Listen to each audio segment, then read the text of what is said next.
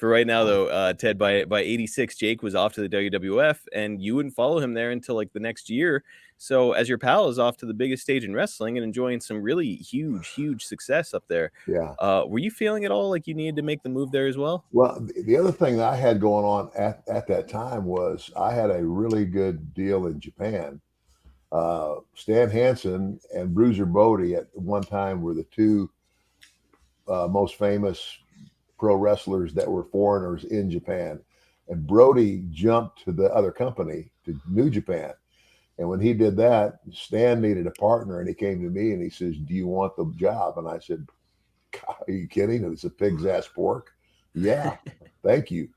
Because my pay went up, and my trips to Japan were more. So I mean, well, Stan. Once Stan had his deal in Japan, he never wrestled in the States anymore. And I kind of came to that crisis point with it too. When I think I was I was working Houston because Bill had, you know, obtained he bought out, what's the guy in Houston? I can't remember his guy. Paul Bosch. Paul Bosch. He bought Bosch out, so Houston was his town now.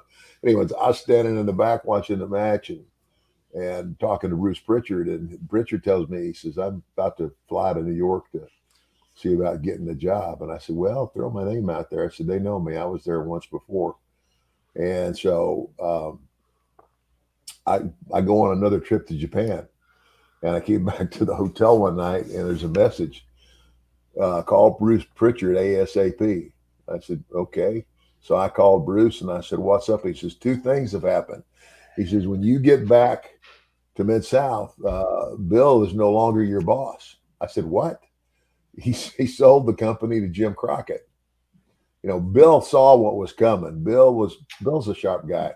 He saw what was coming, and he and in my conversation with him, it was too far gone for me to start this. I tried.